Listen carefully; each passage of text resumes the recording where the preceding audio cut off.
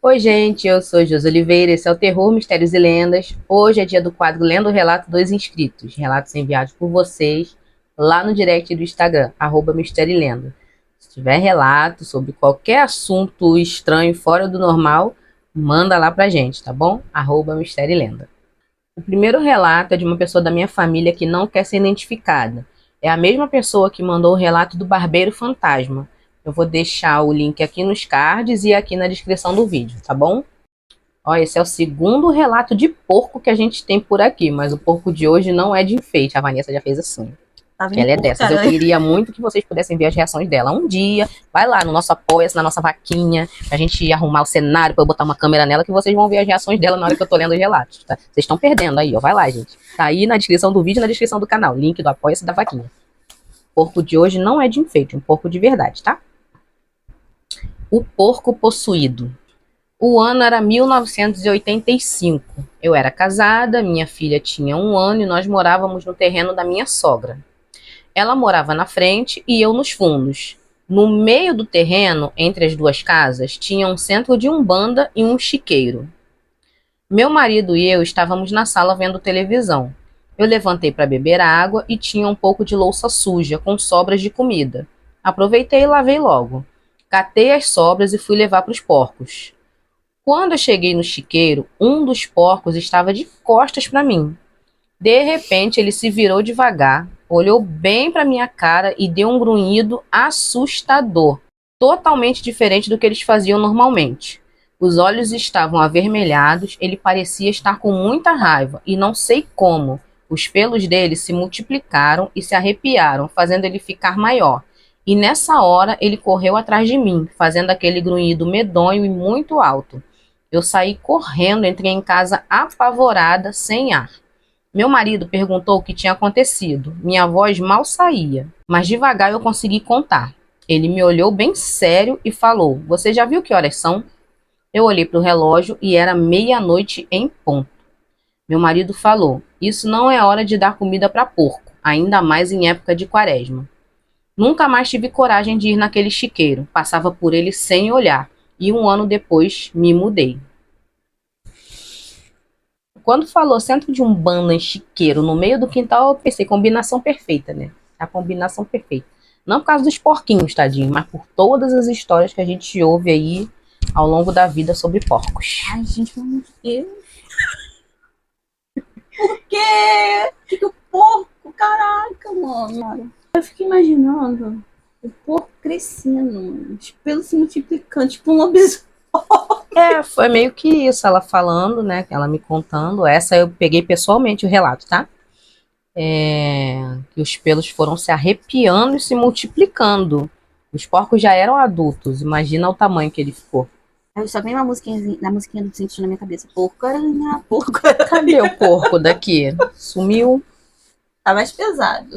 Ah, hoje você vai me dar R$1. Vou. Tá. Porque foi meu aniversário. Ó, Devolve meu porco rosa. esse segundo relato é de uma pessoa de Nilópolis que não quer ser identificada. A presença do meu pai.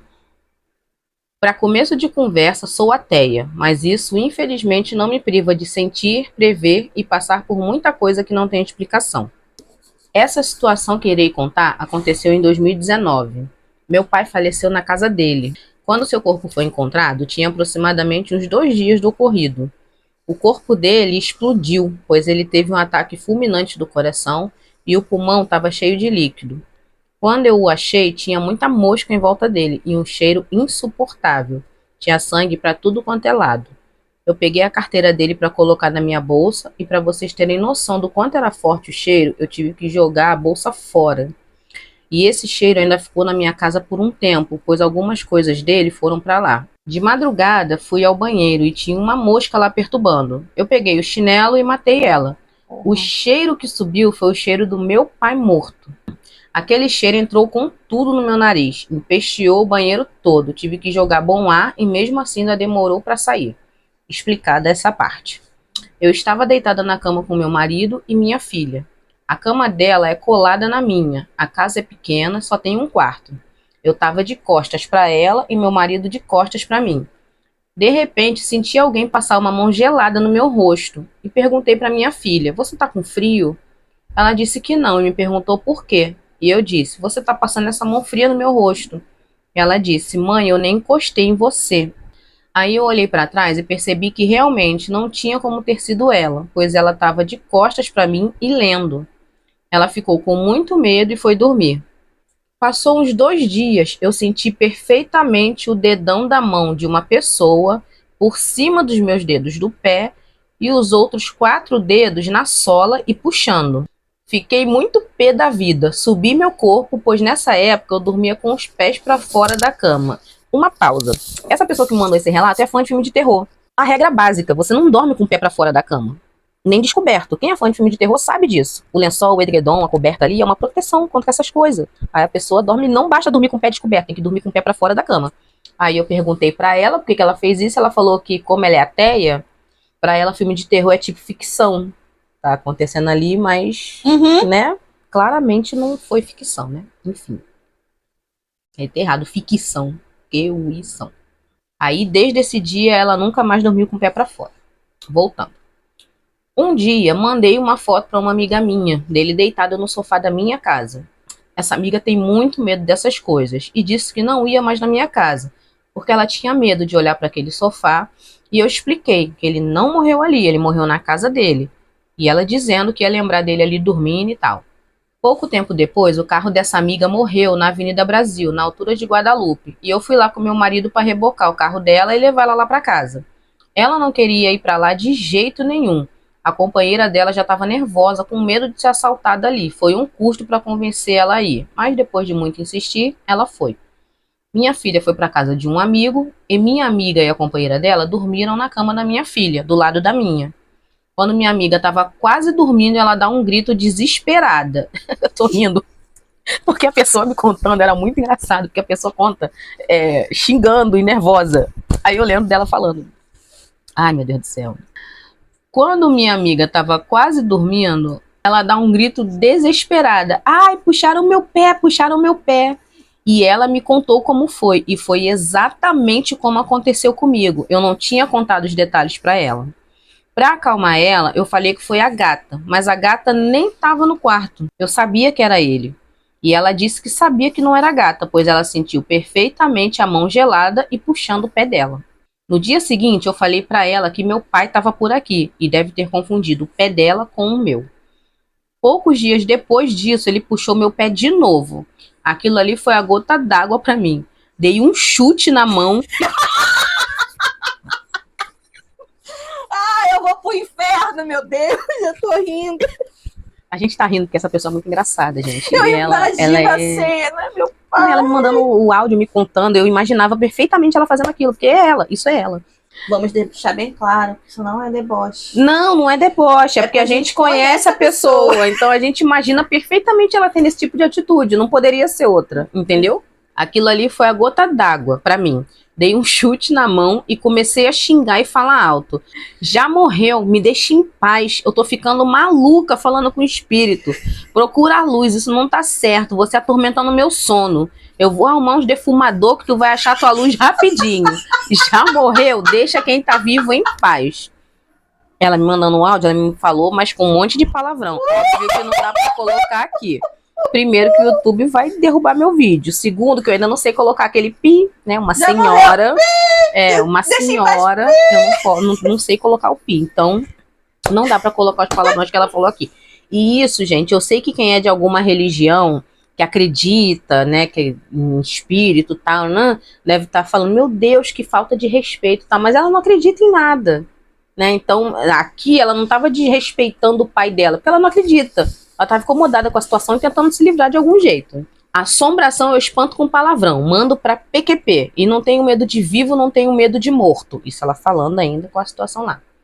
Eu vivia sonhando com ele. Na última vez que eu sonhei, ele falou pra mim: você entregou minha casa, como que eu vou fazer quando eu voltar? Olha meu telefone, eu mexo e não acontece nada. E ela fala que no sonho ele pegava o telefone, passava a mão assim, tentava apertar os botões e falava com ela, né? E, enfim, não acontecia nada com o telefone. Aí eu olhava pro meu marido no sonho e falava, e agora, o que que eu faço? Meu marido, você vai ter que conversar com ele, porque ele não entendeu ainda o que aconteceu. Aí eu, pô, como é que eu vou falar isso pra ele? Porque ela não sabe, né, como fazer. No sonho, ela tem ciência que ela não acredita nessas coisas. Aí ele falou pra mim, ai minha filha, deixa eu deitar, que eu tô muito cansado. Quando ele ia fechar o olho, eu perguntei, pai, você tá chateado comigo? Porque a última vez que eu vi ele, ainda vivo, a gente brigou. Ele disse, não filha, tô não, você não deixa? E riu. O telefone tocou e eu acordei com um barulho. Chorei muito, muito, o sonho era muito real. Essa ligação era de uma pessoa conhecida, dizendo que no centro que ela frequentava eles faziam trabalhos de caridade. E o meu nome estava sempre aparecendo para ela. E naquele momento que eu estava sonhando com ele, ela sentiu que tinha que me ligar naquele instante. Ela pediu o nome dele, data de nascimento e perguntou se podia botar o nome dele na oração. Depois, outras pessoas também entraram em contato comigo, mesmo sem saber o que eu estava passando em casa, oferecendo reza, oração.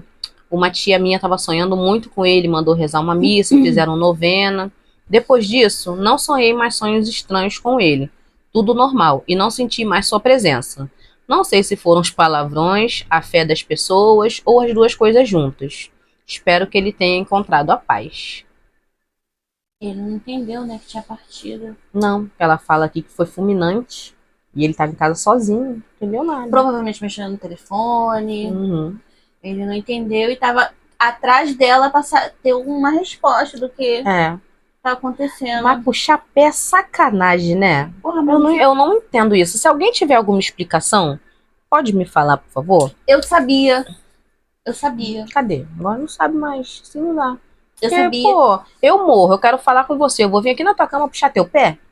Eu sabia. E tem alguma coisa no espiritismo, no candomblé, no candomblé, na Umbanda, agora eu não lembro se é nos dois também, em relação a isso, porque quando um filho de santo tá dormindo, quando você tá na casa de santo, quem é do santo, né, tá dormindo, você não pode sacudir a pessoa, principalmente se ela tiver por preceito alguma coisa, você tem que bater Devagarzinho. no pé. Por algum motivo, eu não lembro agora qual é, eu vou pesquisar depois e te Entendi. falo. Tá. É pelo pé que você acorda a pessoa. Não sei se é Entendi. pra não espantar o anjo da guarda, não sei o que que é. É alguma coisa séria. Uhum. Tem Entendi. um fundo nessa história de pé. Mas é muita sacanagem, gente. É muita sacanagem isso. Mas eu fico imaginando, como conhecemos a pessoa, né? Não sei mais do que eu, mas eu imagino a pessoa em si falando, falando. E em cima dessa história engraçada dela conversando por ela não acreditar e acabar tendo que falar porque tá acontecendo com ela, Sim. vem a tristeza de você perder um ente querido e esse ente querido não perceber que já fez a passagem. Sim. E tá num desespero, né? Querendo uma resposta. Desesperado, é. Querendo uma resposta. E isso é muito, muito, muito ruim. Uhum. Mesmo para quem não acredita. Que ele conseguiu, de alguma forma, entrar em contato com ela. Porque geralmente quem não acredita não sente, não se liga nessas coisas, entendeu? Mas ela deve ter um alto grau de mediunidade mesmo não acreditando. Uhum. Eu falei pra ela, você deve ser médium. É o mesmo caso da nossa amiga que contou, não o porco de hoje, o outro relato do porco. Vou deixar aqui também nos cards. Ela contou o relato do porco. Ela é ateia e ela prevê coisas. Quando alguém vai morrer, ela sonha. Ela escuta falando no ouvido dela coisas que vão acontecer. As duas, tanto a do relato do outro porco, não de hoje, quanto essa daqui. Fala que a pessoa vai morrer, sente. Quando a pessoa vai ficar doente, sente. Não vai por ali. Mesmo que seja o caminho dela diário. Não vai por ali, vai por outro lugar. A pessoa troca de lugar, ali acontece alguma coisa. Essas duas, e elas são ateias. Então, assim. Então é isso, pessoal. Se inscrevam, curtam, compartilhem esse vídeo para me ajudar a chegar em mais pessoas. O YouTube vê que as pessoas estão gostando. Um beijo para vocês. Até a próxima e tchau!